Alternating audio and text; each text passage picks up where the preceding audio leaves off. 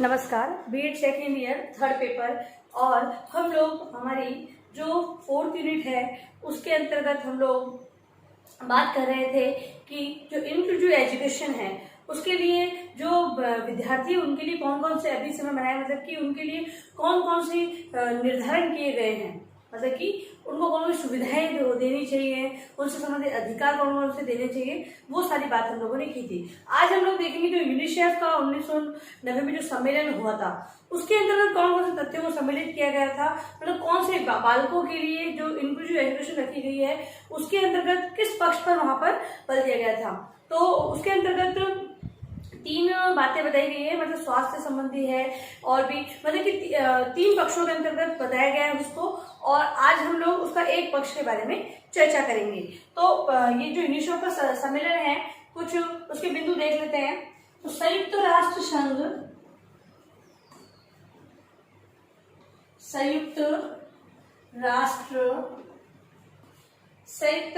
संघ अंतरराष्ट्रीय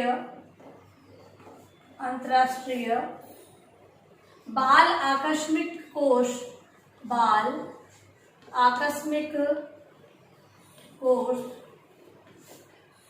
जो ये नाम दिया गया है सो एज इट इज याद करना होगा। आकस्मिक कोष द्वारा दिनांक 29 एवं 30 सितंबर 1990 को न्यूयॉर्क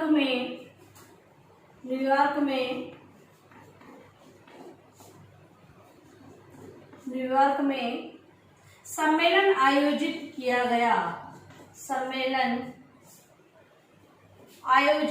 गया।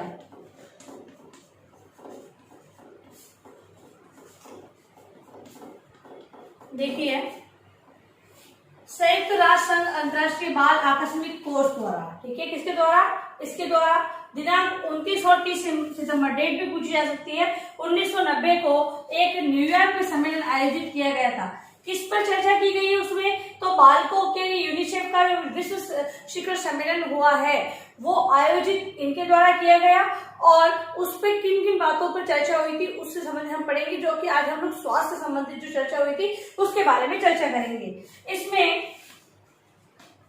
इसमें वैश्विक स्तर मतलब विश्व स्तर के वैश्विक स्तर पर बालकों से संबंधित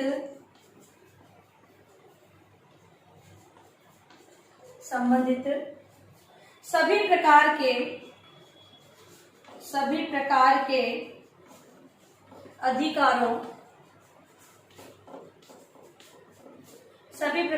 अधिकारों की सुरक्षा एवं विकास आदि पर चर्चा हुई। ठीक है, नेक्स्ट बिंदु है, इस चर्चा के आधार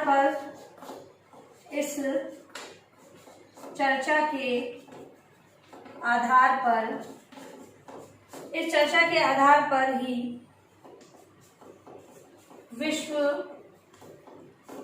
विश्व घोषणा पत्र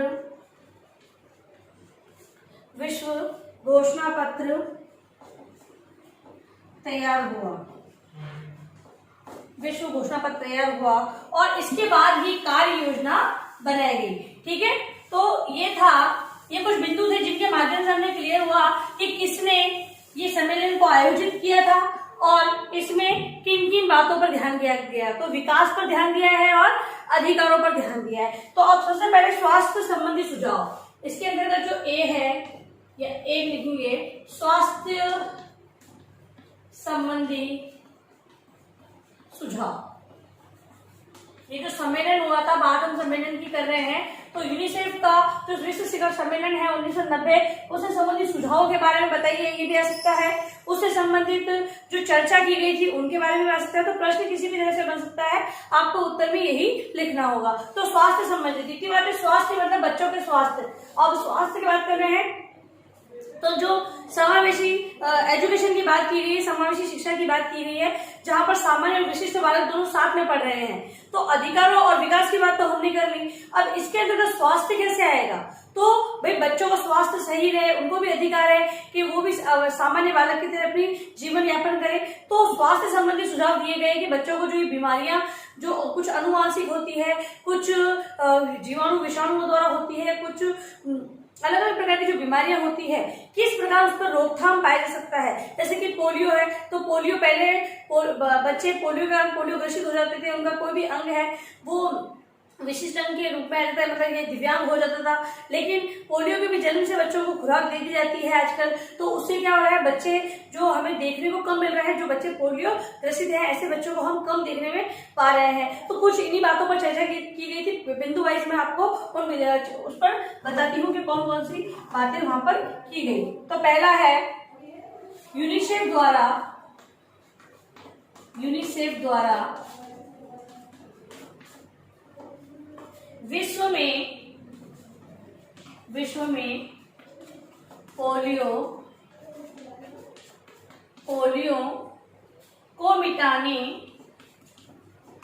पोलियो को मिटाने का संकल्प पहली चर्चा क्या हुई स्वास्थ्य के अंतर्गत, तो पोलियो को मिटाने का संकल्प लिया गया जिससे किसी भी बालक को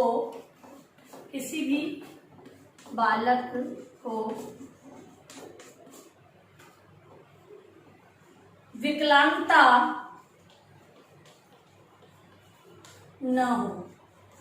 ठीक है, पहली चर्चा यही की गई थी, पोलियो की ही की गई थी कि इसके कारण किसी बालक को विकलांगता नहीं आए। और हम जानते ही हैं कि पोलियो की खुराक बच्चे को जन्म से ही दी जा रही है। तो ये सारी जो डिसीजन है वहां पर लिया गया था कि ज्यादा से ज्यादा इस रोग की रोकथाम के लिए क्या किया जाए। तो पोलियो से संबंधित ये बात हुई कि पोलियो की खुराक पिलाकर बच्चों के अंतर्गत जो रोग है उसको जड़ से ही मिटा दिया जाए। दूसरी बात है, दूसरा बिंदु टिटनेस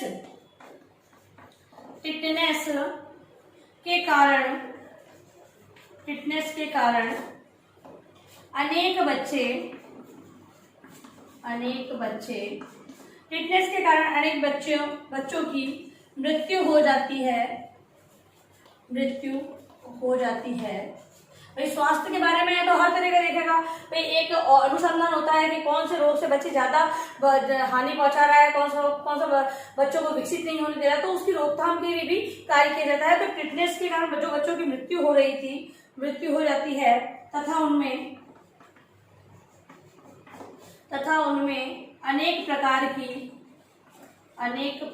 की अक्षमता उत्पन्न हो जाती है।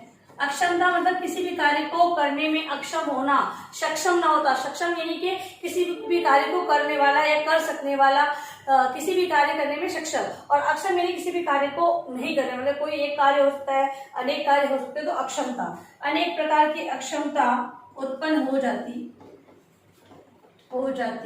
थी। इस रोग को दूर करने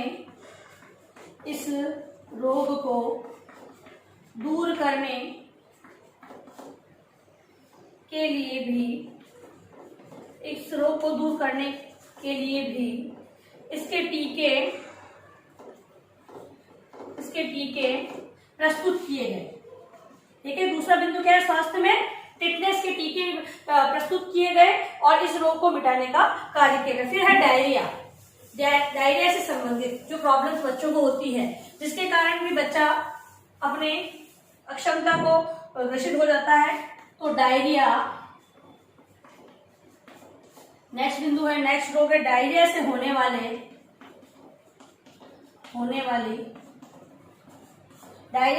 वाली मृत्यु भी बालकों के लिए डायरिया से होने वाली मृत्यु भी बालकों के लिए सबसे बड़ा खतरा है, सबसे बड़ा खतरा है। क्योंकि हमारी जो मृत्यु दर का जो प्रतिशत है वो ज्यादा होने के कारण भी सरकार सजग हुई और सजग होते हुए उन्होंने इस स्वास्थ्य संबंधित चर्चा की। तो डायरिया रोग से भी मृत्यु होने का बड़ा खतरा है, इसलिए इससे होने वाली मृत्यु दर को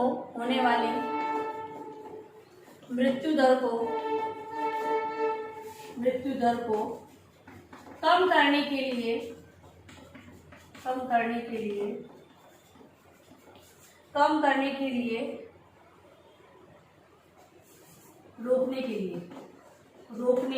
मृत्यु दर को रोकने के लिए प्रस्ताव पारित किया गया। ठीक है, क्योंकि अब एकदम से तो कोई भी व्यक्ति, क्योंकि जो स्वास्थ्य विभाग है वो भी किसी संबंधित दवाइयां बनाता है, उसको एक्सप्लेन करते हैं, फिर एक्सपेरिमेंट होता है, उसके बाद वो अगर सही साबित होती है तो अप्लाई की जाती है, तो उसमें भी समय लग जाता है। तो एकदम से कम तो कर नहीं सकते हैं, कम मिटा तो सकते नहीं है। तो प्रस्ताव पारित किया गया कि किस प्रकार से हम बाहर से सहायता लेकर हम खुद हमारे स्तर पर किस प्रकार इसको समाप्त कर सकते हैं, रोकथाम करने के प्रयास किए गए। फिर है विटामिन ए की कमी से, क्योंकि स्वास्थ्य है तो स्वास्थ्य संबंधी सारी बातें आएगी। विटामिन ए की कमी से बालकों में विविध प्रकार के रोग हो जाते हैं, उस पर चर्चा की गई। ठीक है, इसके अलावा इससे संबंधित भी जो प्रस्ताव है उसको पारित किया गया है, किस प्रकार हम इस विटामिन ए की कमी बच्चों के अंतर्गत दूर कर सकते हैं। फिर आयोडीन की कमी से जो घेंगा रोग हो जाता है, तो आयोडीन रोग से संबंधित भी बात वहां पर की गई। नेक्स्ट बिंदु है आयोडीन की कमी से बच्चों में होने वाले घेंगा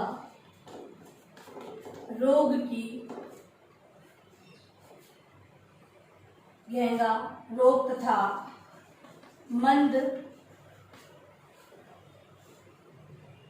मानसिक मंदता तथा मानसिक कमी से घेंगा तथा मानसिक मंदता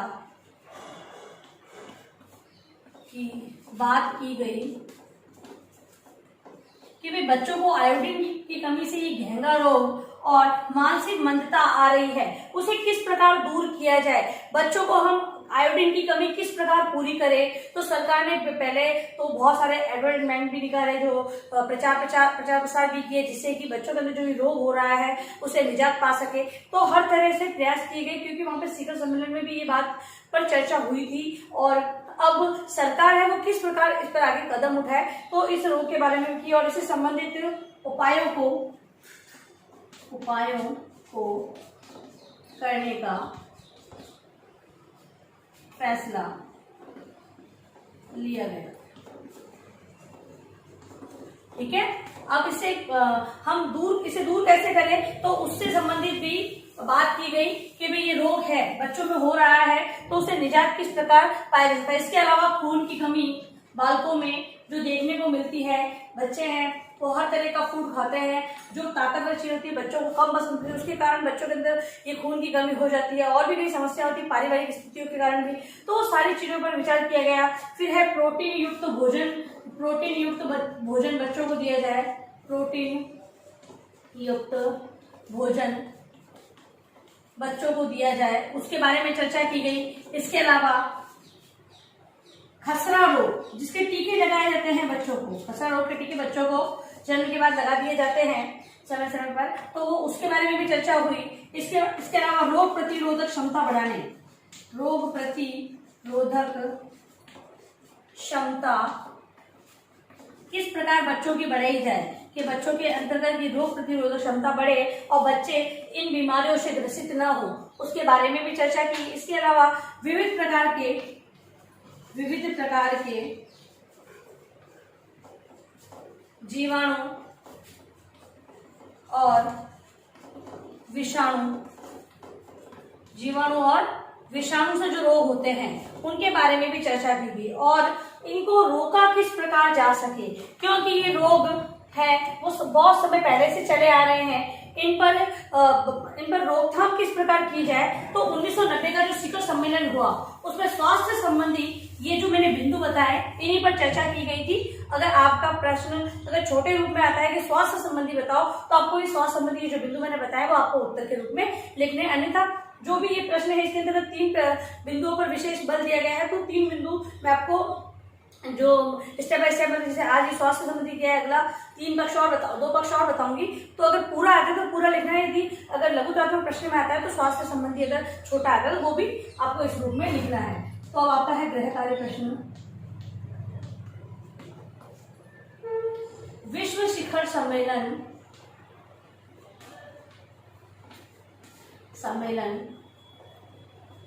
1990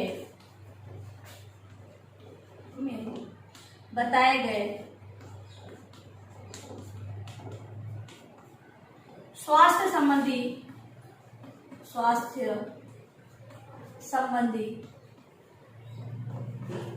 सुझावों को लिखिए। ठीक है, तो उत्तर के रूप में आज आपको ये छोटा प्रश्न के रूप में यही लिख के लाना है। स्वास्थ्य संबंधी जो सुझाव मैंने बताया वही आपको अपनी उत्तर पुस्तिका में लिखना है। और अंत में आप लोगों से निवेदन है कि आप लोग ज्यादा जरूरत हो तभी घर से बाहर जाएं, घर में रहें, सुरक्षित रहें। धन्यवाद।